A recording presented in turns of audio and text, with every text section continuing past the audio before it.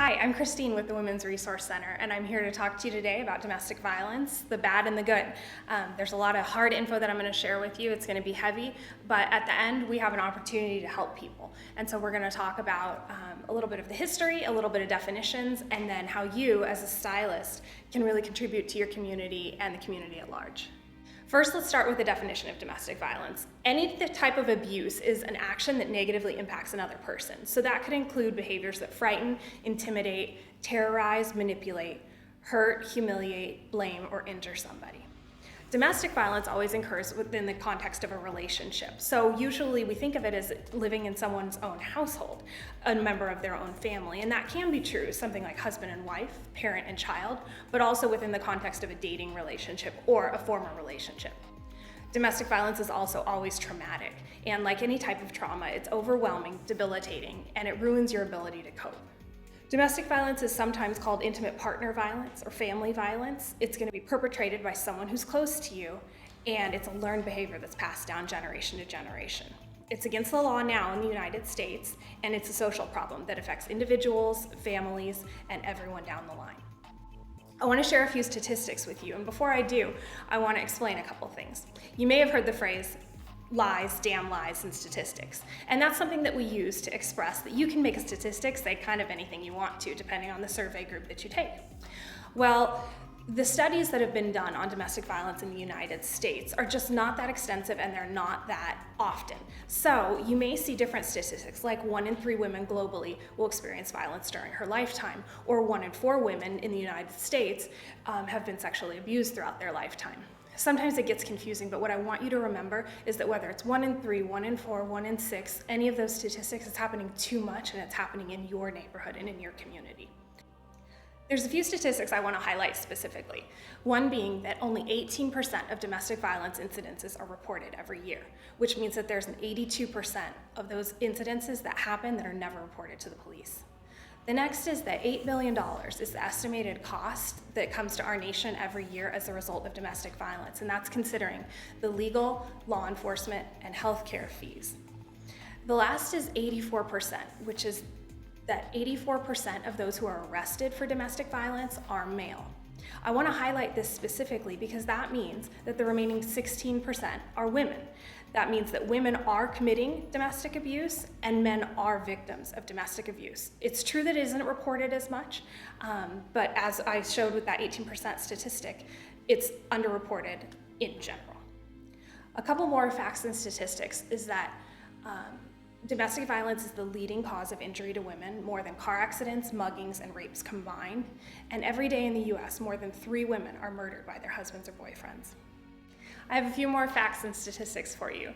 Domestic violence is the leading cause of injury to women, more than car accidents, muggings, and rapes combined. And every day in the US, more than 3 women are murdered by their husbands or boyfriends.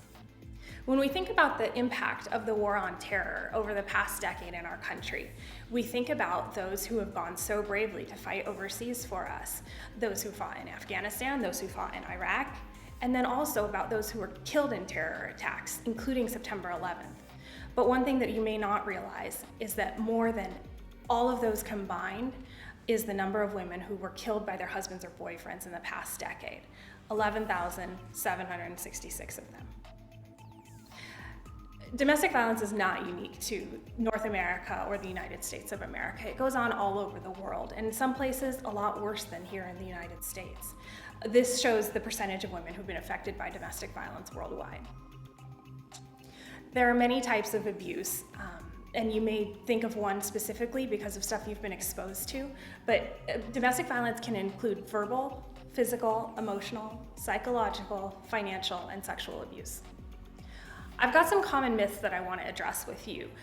Before I talk about the answers, I'm going to ask you to think about what comes to mind when I say this. For one, drugs and alcohol cause domestic violence. What are your thoughts on that?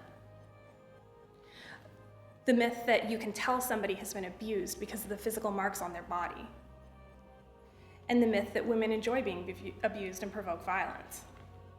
Let's talk about these a little. Drugs and alcohol don't cause domestic violence, although like any addictions, they can precipitate them, and they can contribute to them and exacerbate them. But you can't blame domestic violence on substance abuse. Also, you can't always tell that someone's been abused by the physical marks on their body. There's emotional and financial abuse, psychological abuse that goes way deeper than skin, so you can't always tell just by looking at someone. And the idea that women enjoy being abused and provoke violence, it just isn't true. Some people do find themselves in a cycle where they will go into abusive relationships again and again, but it's not because they like it. Another myth is that it's natural for men to be aggressive and hit people when they're angry, or that if a woman wants to leave, they could just pack up and leave. What do you think about those? Well, it's not natural for men to be aggressive. We do see little boys and little girls have different tendencies, but that has a lot to do with the area that they grew up in and their family. It's not natural to hit people when you're angry for any person, any gender. And as we'll talk about a little bit more, women have a lot of obstacles to leaving an abusive relationship, including their children, including their immigration status, including their lack of skills, work, education. So it's not true. I want to look at a couple of continuums for you so that you can identify abuse in its early stages and see how it develops into full-blown physical abuse. It can start with something as simple as a pinch or a squeeze, moving down the line to pushing, slapping, shaking, stuff that you really see, this is not really okay, as it degenerates to use of household objects as weapons or abuse that results in broken bones. And unfortunately, the way that this continuum ends is in murder.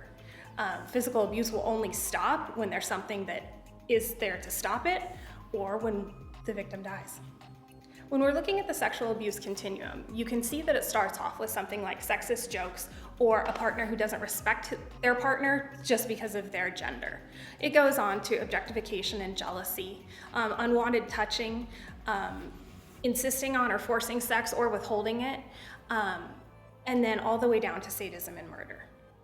Emotional and psychological abuse includes verbal abuse and the things that happen within your relationship that aren't physical.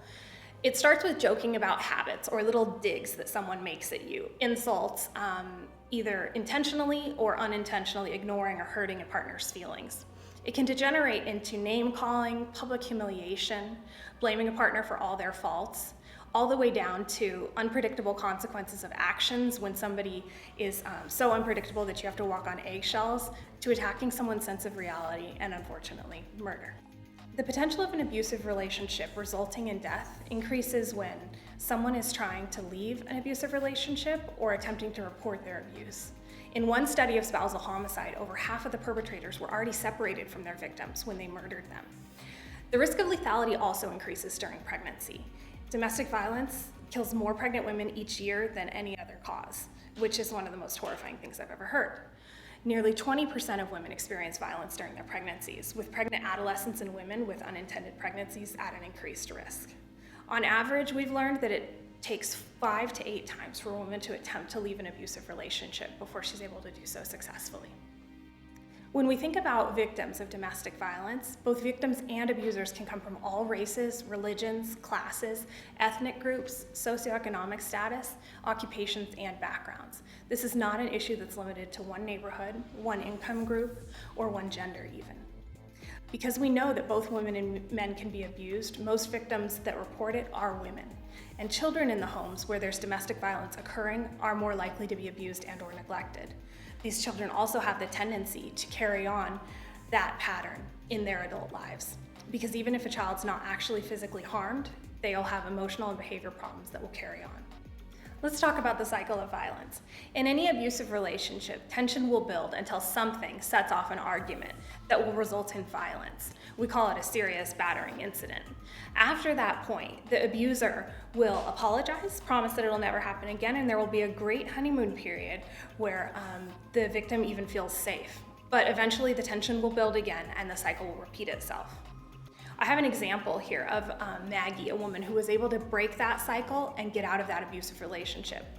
They had some good times with her children, and you can see in the second picture how at one point there was an argument that resulted in violence, and unfortunately the little girl was there to watch it. She was actually brave enough, Maggie was actually brave enough to call the police and have them come and arrest her husband. He was taken away, given a restraining order, and he went to jail. She was able to go to a rehabilitation center for women who were victims of domestic violence, take her kids with her, and find a new future. Maggie was able to break the cycle. I mentioned that it frequently takes 5 to 8 times for a victim to attempt to leave an abusive relationship before they're able to do so successfully.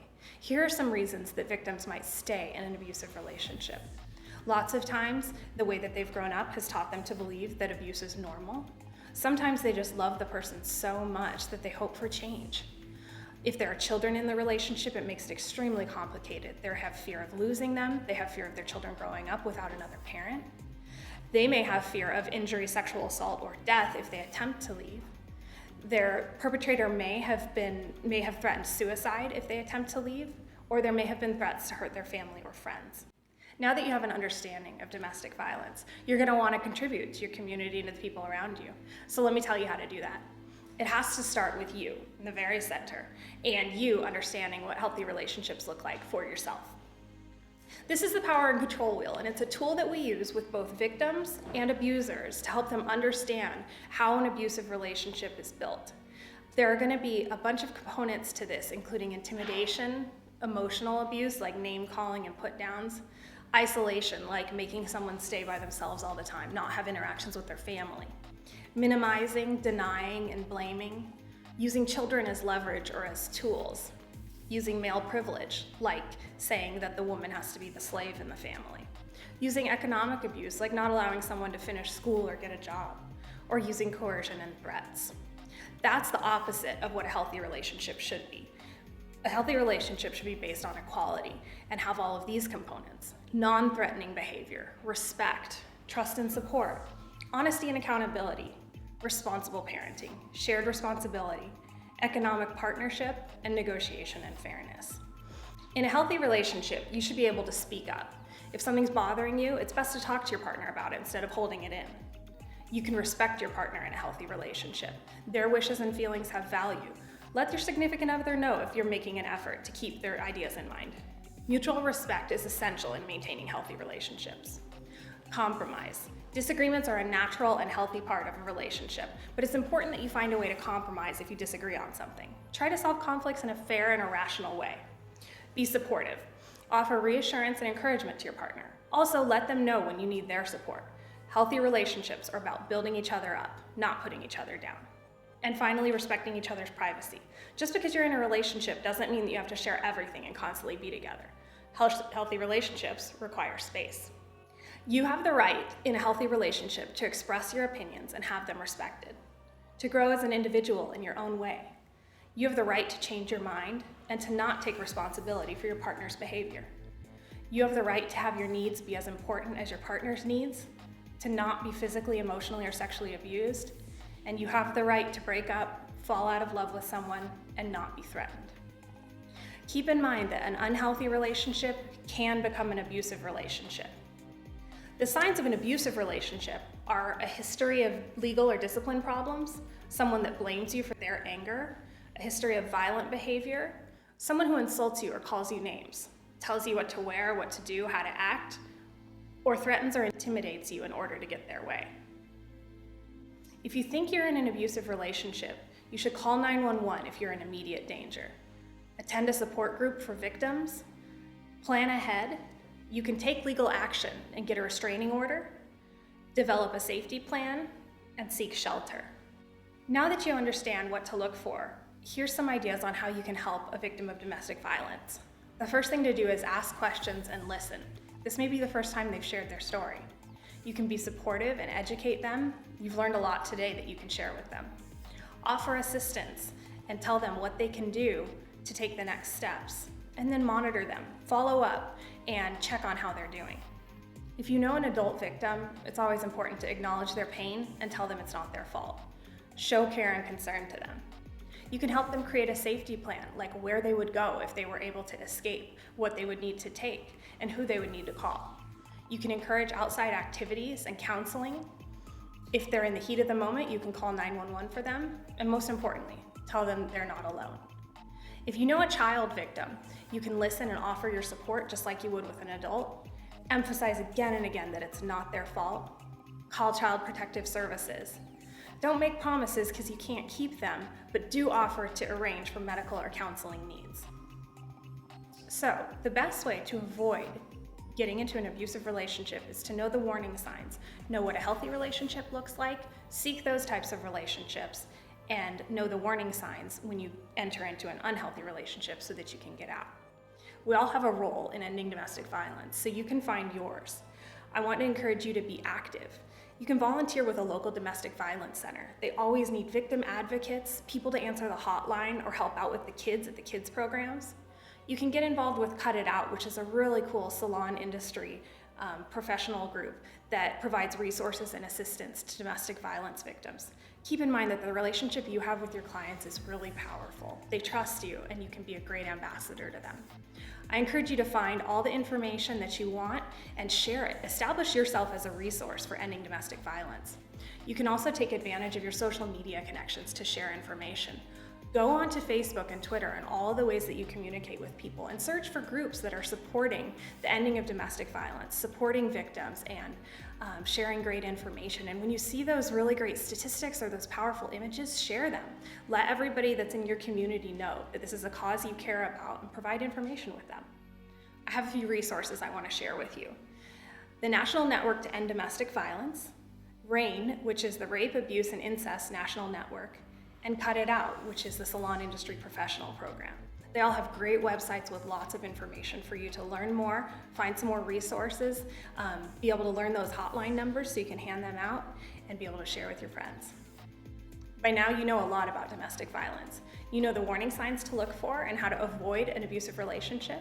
You know how to create a healthy relationship and sustain one and prevent violence from happening. You also know what to say if someone comes to you and tells you if they're a victim. And now you know how to take that message and spread it even further. You're in such a unique position in your industry to be able to share with your clients and with your coworkers, and so I encourage you to go and flourish in that and help us to end domestic violence for good.